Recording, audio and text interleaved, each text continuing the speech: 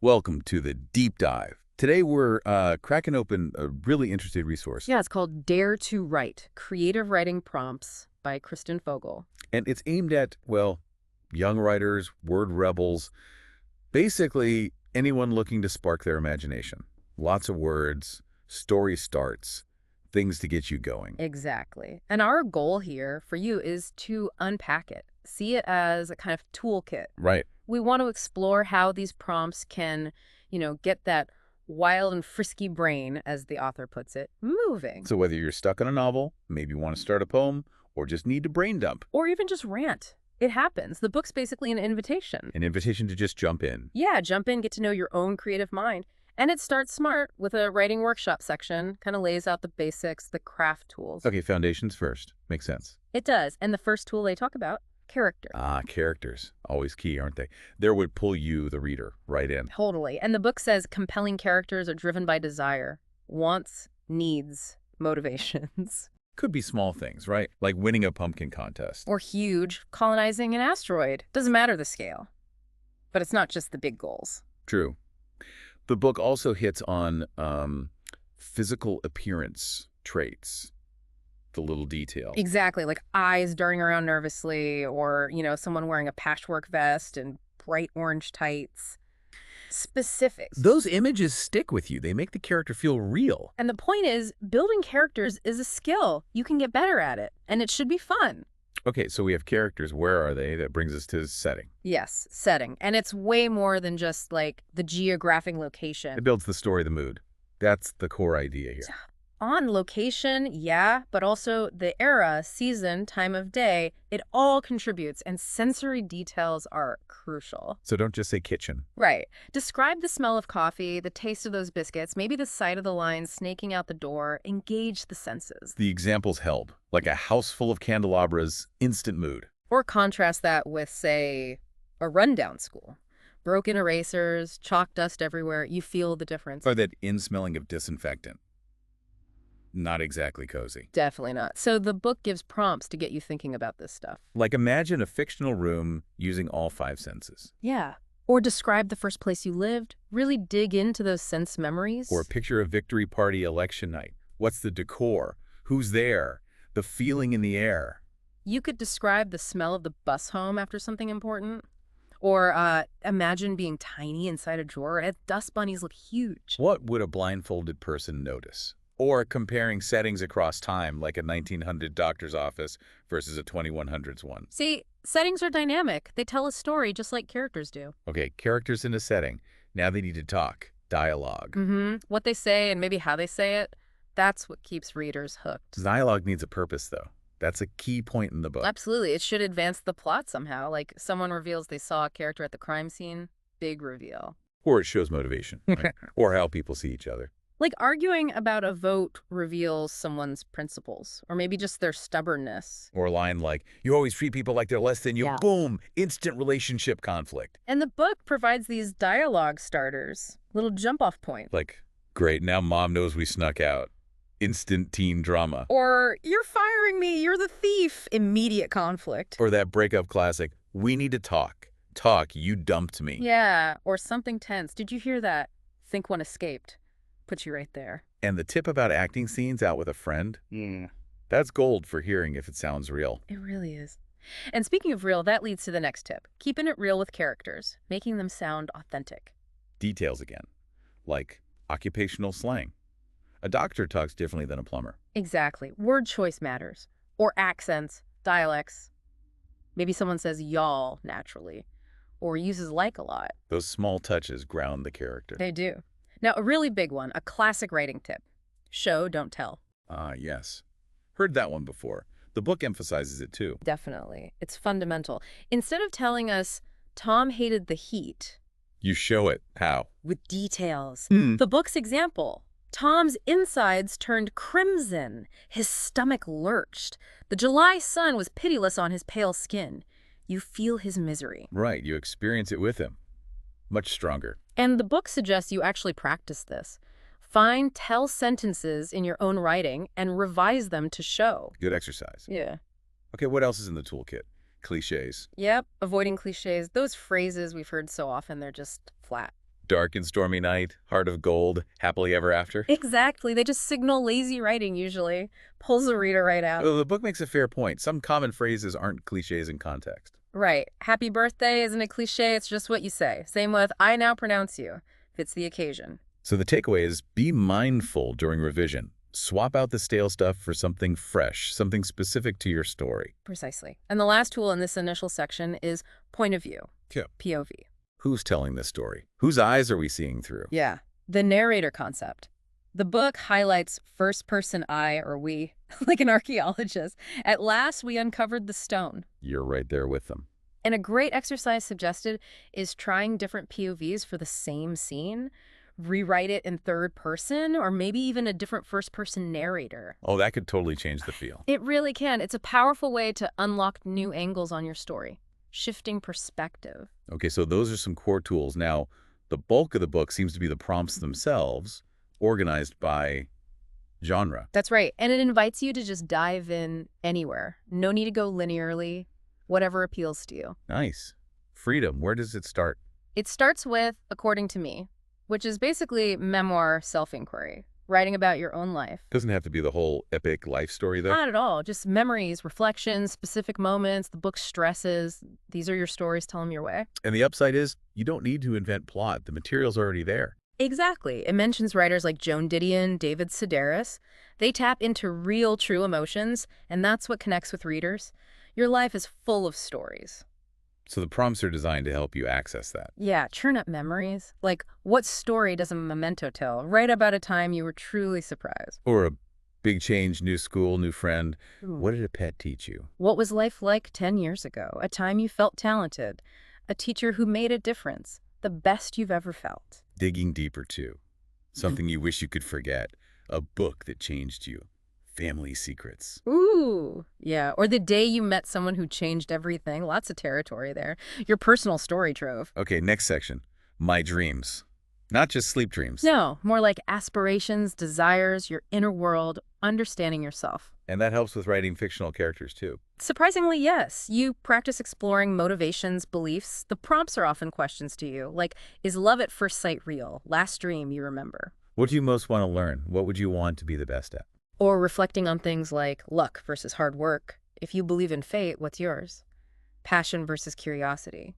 If you could erase one thing from the world, wow, big questions. They are. Exploring your inner landscape helps you build believable inner landscapes for your characters. Makes sense.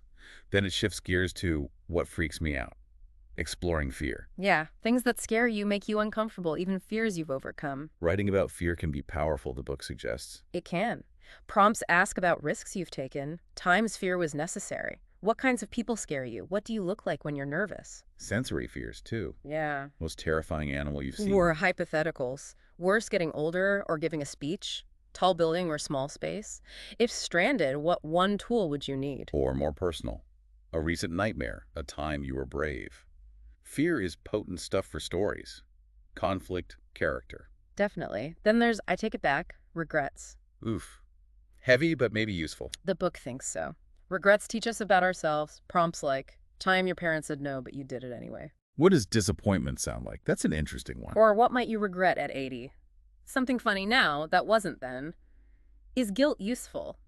What would others say is your biggest regret? What does a missed opportunity sound like?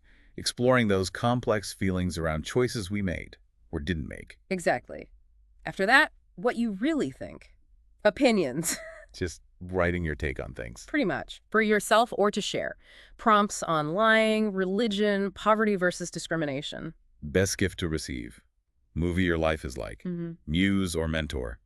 Can money buy happiness? Yeah, a whole range. And the idea is articulating your own views helps you write characters who have strong, clear viewpoints of their own. Ah, practice for character building. Clever. Then something lighter. My life in comedy. Right, stepping outside the comfort zone maybe. Writing funny The stories. weirdest thing you've seen. Absurd superpower. Most embarrassing moment. Write a stand-up routine about your day. Switch places with someone. Choose an inanimate object friend. Most ridiculous habit. Secretly entertaining thing. Choreograph your happy dance. Seems fun. It is. And even silly humor comes from observation, from a unique perspective, so it's still good writing practice. Okay, now getting into more traditional story genres. Crimes, misdemeanors, and total mysteries. Yes.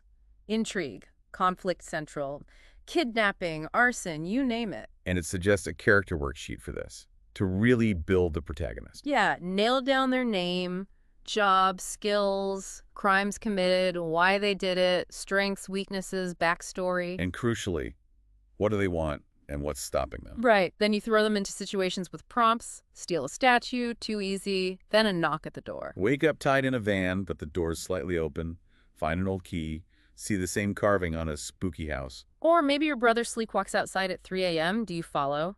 A clue from the news matches something at your friend's place. Uh-oh. Pulled over for speeding. Yeah. But the cop says, we've been looking for you. Instant plot. Exactly. Specific setups that just launch you in. There are also broader story starts. Like what happened at the hypnotist show. She didn't start the fire, but knows who did. The crime he almost got away with. Yeah, the disappearance that changed the town. Lots of ways into a mystery. Okay, next. Don't you love love? Romance. The classic. Starts with dialogue prompts again, putting characters in emotionally charged spots. Like he's furious when his crush ditches him, or his ex spreads a lie, or his sister spills an embarrassing secret. Or that speed dating one. He runs into the girl he's liked all year. Or his ex. Or, his mom. Huh. Or the couple finding a stranger in their rented cabin. Weird start. Throws you right in. Then loads more prompts. Comparing romantic settings, beach versus Paris. Why? Love between people who speak different languages. Words versus actions, which matters more. Argue for love at first sight. Worst anniversary date. Doomed romance. Reimagine Cupid for today. The wingman gets the girl. Crazy proposal story. Prompts about pressure, too. New law, must marry in a week. Who and why? Can animals fall in love? Is everyone deserving of love? Any exceptions? Wow, covers a lot. Romance is clearly a deep well for stories. Endless possibilities. Then we jump to Your Guide to the Galaxy.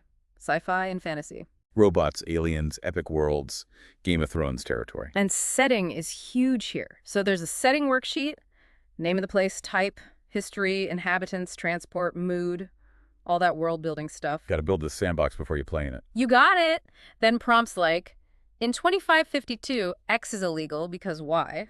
Describe a village with only 3 possible jobs. Where do mermaids live? Humans living above the clouds. What are they like? Why are they there? An object comes to life, what does it say? Invent an alien animal diet. Sleep. Temper. A witch loses powers, then meets her nemesis. Oops. Conceptual ones, too. Cars are gone. How do people travel? Cure for a disease, but the ingredient is tricky. Genetic mutation grants an ability. Future textiles. Interpreting animal thoughts. Predicting the future, and it comes true, what next? Time travel changes history. Pick 5 moments. Describe the ripples. Asking what if seems key here. Totally. What if, plus detailed, consistent world building. That's the heart of it. And finally, the poetry plunge. Yeah, the less is more genre. Every word has weight. Rhyme, rhythm, metaphor, image. Tapping into gesture, action, mood, emotion, and lots of styles possible. The prompts here are often very short, just a word or phrase to spark something. Like jagged tooth in tree, tallest flowers, tower crumbled, pulsation, emerge, flying. Forbidden calling, summer storms, lost in every day, reckless, cavern, remembered thought, frenemies, amethyst. Distant emotions, misunderstood demon, bleak aftermath, tattered dress.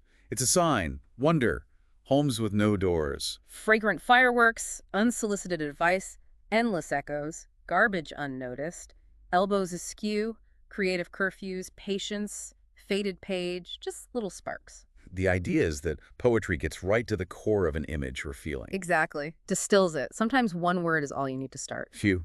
Okay, that is a lot of starting points. So you use these prompts, you start writing. How does the book suggest you keep the momentum? Good question. There's a section called Keep on Truckin', and the main message is writing is a practice. Like training for sports. Requires consistent effort. That's the analogy.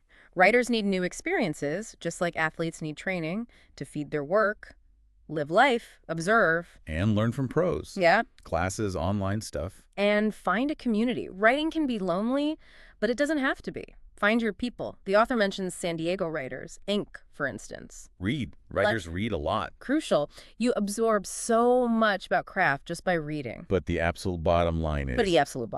Writers, right. Simple as that. Develop a habit. Carve out time. Except that first drafts aren't usually masterpieces. Just keep going. Consistency. The book also points to other resources. Yeah, online. Things like prompt generators, Pinterest for visual ideas, grammar help like Purdue OLL or Grammar Girl, In classic writing books. Writing Down the Bones, The Artist's Way, A Writer's Book of Days. Good stuff on the process itself. Now, sharing your work, that can be It scary. really can. Yeah. Vulnerable. But the book stresses how valuable fresh eyes can be. Does the plot make sense? Is the character coming across as intended? But who you share with matters. Hugely. Choose someone honest but gentle, supportive. Someone who reads a lot is ideal. Like a teacher, a writer friend, supportive parent, maybe a local author. Good options, and ask for specific feedback. Not just, did you like it, but does this dialogue sound real, or is the motivation clear here? But ultimately, it's still your story. You decide what feedback makes sense. Absolutely. You're the author. You have the final say. Okay, one last hurdle. Writer's block.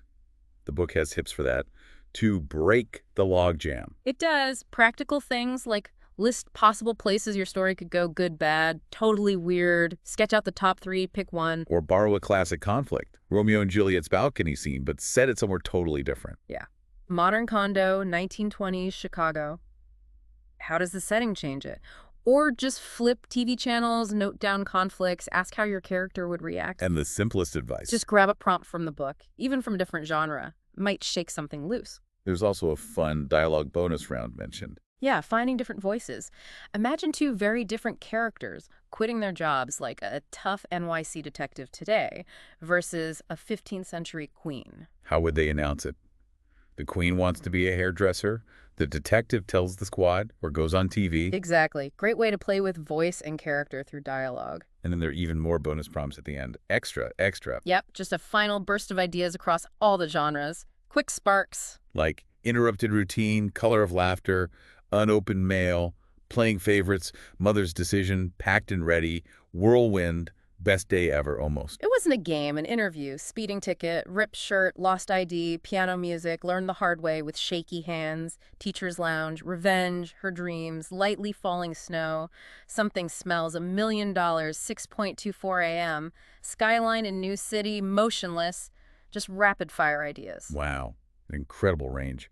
Really shows how prompts can be keys, unlocking so many different doors. So recapping this deep dive into Dare to Write, we've seen how prompts can kickstart everything. Characters, settings, dialogue. Yeah, and launch you into stories across all sorts of genres. Memoir, mystery, romance, sci-fi, fantasy, poetry. And we've reinforced that writing isn't just about waiting for lightning to strike. It's a practice. Like athletic training. Yeah.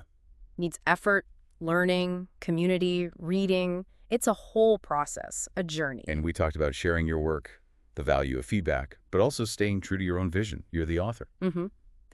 So as you listening, think about all this. What really stands out? What aspect of using prompts or the writing process resonates most with you? And maybe consider this. As you think about daring to write, that wild and frisky brain the author talks about, it's always there, ready? What unexpected story might just be waiting for you if you pick up a pen, open a file, and start with just one prompt today?